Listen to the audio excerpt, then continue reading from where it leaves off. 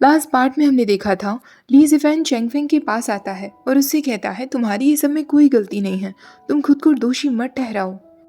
चेंगफेंग कहता है बचपन से लेके आज तक चिंगार ने मेरी हर बातों का विश्वास किया। वो मुझ पर बहुत भरोसा करती थी और उसे विश्वास था कि मैं उसे हमेशा प्रोटेक्ट करूंगा। फिर भी मैंने उससे झूठ कहा। लीजीफेन उससे कहता है तुम खुद पर ज़्यादा बर्डन डाल रहे हो चेंगफेंग। चाहे हम कितने भी केयरफुल क्यों ना रहें, पर हम भी तो ह्यूमंस ही हैं ना, और ह्यूमंस से गलतियां होती हैं। तुमने उसे प्रोटेक्ट करने की पूरी कोशिश की है। बस इतना याद रखो कि तुम बहुत इंपॉर्टेंट हो चेंगफेंग, और तुम्हारे साथ मैं हमेशा रहूंगा। चाहे कुछ भी हो जाए तुम्हारे पास मैं हमेशा हूँ। ऐसा कहकर वो चेंगफेंग को वहीं सुला देता है।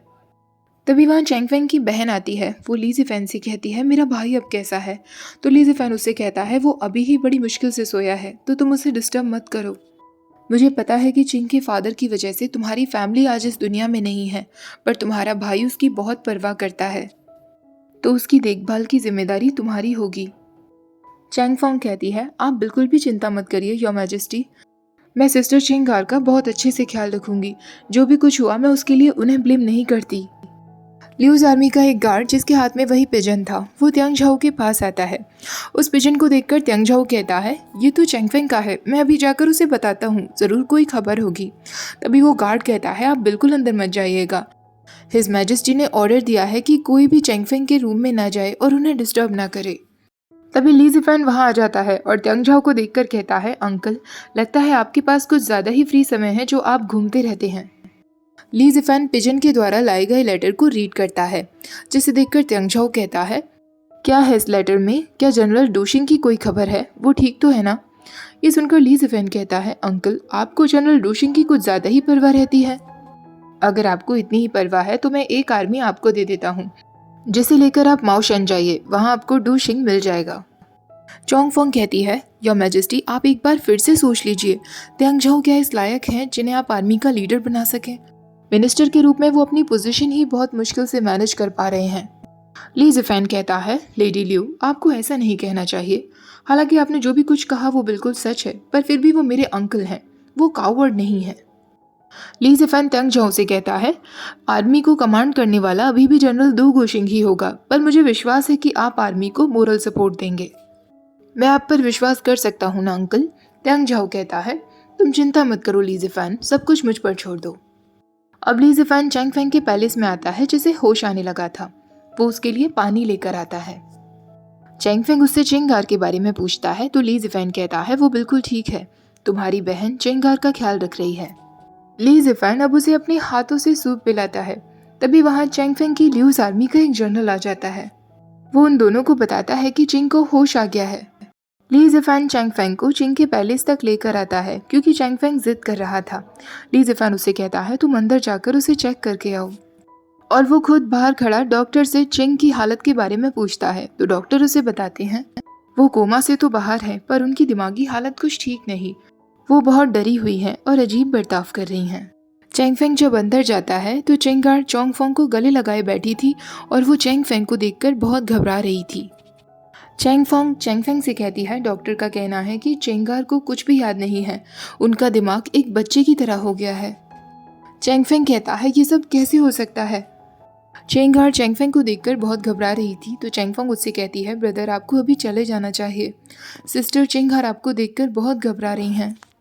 चेंगफेंग जब बाहर आता है तो ली जिफेन ऑलरेडी उसका इंतजार कर रहा था। चेंगफेंग का उतरा हुआ चेहरा देखकर ली जिफेन कहता है मुझे पता है तुम बहुत उदास हो, पर कम से कम चिंगार को होश तो आ गया, वो जल्दी ही पहले जैसी हो जाएगी। चेंगफेंग कहता है योर मैजेस्टी उसकी ये हालत मेरी वजह से है, मैं ये सबका गुनहगार हूँ। ली जिफेन कहता है तुम फिर खुद को दोष दे रहे हो, बल्कि मैं कहूँगा कि ये अच्छा ही है कि इस वक्त वो सब कुछ भूल गई है, क्योंकि अगर वो यादें उसके साथ होती तो शायद उसकी हालत और भी खराब होती। अब तुम अपने रूम में जाकर आराम करो, मुझे कुछ काम है तो मैं पैलेस वापस जा रहा हूँ। तभी एक गार्ड आकर ली जिफेन से कहता है सारे ऑफिशियल्स आपका इंतजार कर रहे हैं, वो आपसे कुछ बातें करना चाहते हैं। ली जिफेन अपने पैलेस में आ जाता है। वो सारे ऑफिशियल्स से कहता है लेफ्ट प्राइम मिनिस्टर ने आपको बता ही दिया होगा कि वो एक सेना को लेकर माओशन की तरफ जाने वाले हैं, आप लोगों का इसमें क्या ओपिनियन है। काफ़ी सारे ऑफिशियल्स कहते हैं कि उन्हें इस युद्ध में आगे नहीं बढ़ना चाहिए और मुरंग जी के साथ सब कुछ सुलझा लेना चाहिए, पर ली ज़िफ़ेन कहता है अब वो वक्त नहीं है हमारे पास और आप लोगों को घबराने की कोई ज़रूरत नहीं है, क्योंकि मैं खुद अपने सैनिकों को लेकर बैटलफील्ड में जाऊंगा और लड़ूंगा। लेफ्ट प्राइम मिनिस्टर सेना को आगे लीड करेंगे। मेरा टारगेट वो इंसान है जिसने ये सब कुछ शुरू किया था। चैंगफेंग के पास आती है, जो अभी भी काफ़ी परेशान था। चैंगफेंग उससे कहती है, ब्रदर आप अभी भी चिंगार के बारे में सोच रहे हैं, आपकी तबीयत खराब हो जाएगी, आप आराम करिए। तो चैंगफेंग कहता है मैं बिल्कुल ठीक हूँ।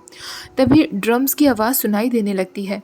चैंगफेंग कहती है, ब्रदर इस ड्रम्स का मतलब है कि हिज मैजेस्टी अब अपनी सेना को लेकर निकल रहे हैं। चैंगफेंग कहता है, लगता है ली ज़िफ़ेन और मैंने मिलकर जो क्रिटिकल प्लान सोचा था अब वो शुरू होने वाला है। चैंगफोंग मुझे जाना होगा, तुम चिंगार का ख्याल रखना। चैंगफोंग उससे कहती है, लेकिन हिज मैजेस्टी ने साफ कहा है कि आप कहीं ना जाएं। चैंगफेंग कहता है, मुझे माफ़ कर दो पर अब मैं नहीं रुक सकता और मैं इतना भी कमज़ोर नहीं जितना तुम सोचती हो। ऐसे क्रिटिकल समय में मैं ली ज़िफ़ेन का साथ बिल्कुल नहीं छोड़ सकता। त्यांग झाओ ली ज़िफ़ेन से पूछता है, तुम्हारे साथ चैंगफेंग नहीं आया? तो ली ज़िफ़ेन उससे कहता है, क्योंकि मैं नहीं चाहता वो मेरे साथ आए। ये वक्त उसके लिए बहुत टफ चल रहा है, वो आराम करे तो ज़्यादा अच्छा है। मैं बस उसे सेफ देखना चाहता हूँ। तभी त्यांग झाओ कहता है, पर शायद जैसा आप सोच रहे हैं वैसा नहीं हो पाएगा। वहीं सामने से चैंगफेंग चला आ रहा था। ली ज़िफ़ेन कहता है, मैंने तुमसे कहा था ना कि तुम यहाँ मत आना और आराम करना, तुम मेरी बात क्यों नहीं सुनते? चैंगफेंग कहता है, योर मैजेस्टी चाहे आप मुझे कितना ही क्यों ना डांट लें, पर ऐसे समय में मैं आपके साथ ही रहूँगा। ली ज़िफ़ेन की पूरी सेना इकट्ठी हो जाती है। 1 लाख सैनिकों की सेना और इकट्ठी हो गई थी, जो ली ज़िफ़ेन के ग्रैंडफादर यानी कि एम्प्रेस के फादर की थी। त्यांग झाओ कहता है, सिस्टर तुमने कैसे मनाया अपने फादर को 1 लाख सैनिकों के लिए? वो तो ये युद्ध के लिए मना ही कर रहे थे ना। एम्प्रेस कहती है, वो ओल्ड मैन इतनी आसानी से नहीं मानता, इसलिए मैं उनसे ये छीन कर लाई हूँ। ली ज़िफ़ेन कहता है, मदर इसका मतलब ग्रैंडफादर अभी भी हमारे साथ नहीं आना चाहते? एम्प्रेस कहती है, ज़िफ़ेन तुम्हें तो पता ही है ना उस ओल्ड मैन की प्रॉब्लम, मुझे नहीं लगता कि वो वापस आएंगे। ली ज़िफ़ेन कहता है, पर उनकी तबीयत कैसी है? तो एम्प्रेस कहती है, जब मैं उनसे मिलने गई थी तो हम दोनों के बीच एक छोटी सी हाथापाई हुई थी जिसमें टाई हुआ था, तो कह सकते हैं कि अभी वो ओल्ड मैन बिल्कुल ठीक है। ये सब सुनकर चैंगफेंग सोचने लगता है, अब मुझे समझ आया कि एम्प्रेस और ली ज़िफ़ेन ऐसे क्यों हैं। तभी एक गार्ड आता है और ली ज़िफ़ेन से कहता है, योर मैजेस्टी कमांडर वे आपसे मिलने के लिए आए हैं। कमांडर वे ली ज़िफ़ेन के पास आता है और उसे एक खत देता है जो उसके ग्रैंडफादर यानी उसके नाना जी ने उसके लिए भेजा था। एम्प्रेस कहती है, अब इस ओल्ड मैन ने क्या भेजा है तुम्हारे लिए? उस खत में लिखा हुआ था, ज़िफ़ेन वैसे तो मैं बिल्कुल शांति चाहता हूँ, पर फिर भी अगर सामने वालों को हराकर ही शांति होती है तो मैं तुम्हारे लिए 1 लाख सैनिक भेज रहा हूँ। मुझे विश्वास है कि तुम ये सब कुछ ख़त्म करके लियांग सिटी में पीस लेकर आओगे और एक अच्छे एम्प्रेस साबित होगे।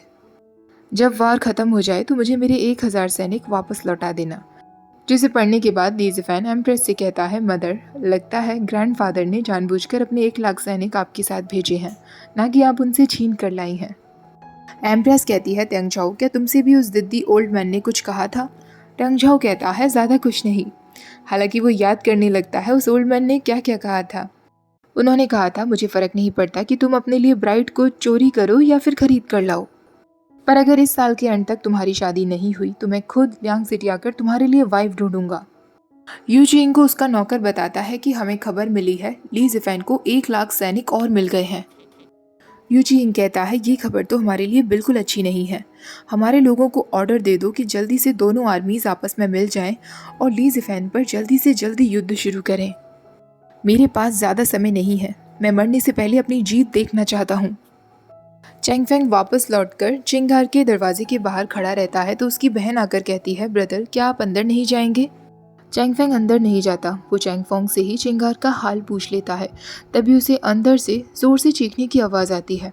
वो दोनों अंदर आते हैं तो चिंगार फिर से चिल्ला रही थी और जो नौकरानी उसे कुछ खिला रही थी उसने वो भी नीचे फेंक दिया था।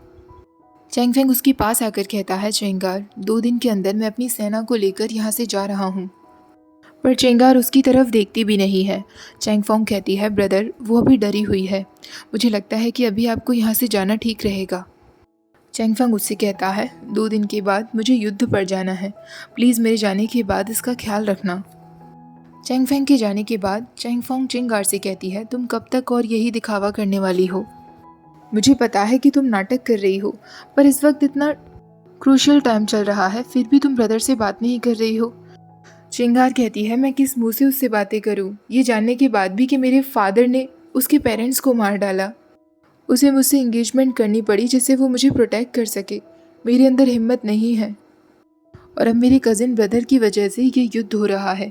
मेरे अंदर इतनी हिम्मत नहीं है कि मैं उससे नज़र मिला सकूं। ली ज़िफ़ान अपनी माँ से कहता है, माँ, मेरे जाने के बाद लियांग सिटी का आपको पूरा ख्याल रखना है। एम्प्रेस कहती है, तुम चिंता मत करो, तुम्हारी माँ की बाजुओं में आज भी दम है। ओके गाइस, आज का पार्ट यहीं ख़त्म करते हैं। वीडियो अच्छा लगा हो तो प्लीज़ वीडियो को लाइक, शेयर, चैनल को सब्सक्राइब करना मत भूलिएगा। Thank you for watching. Bye bye.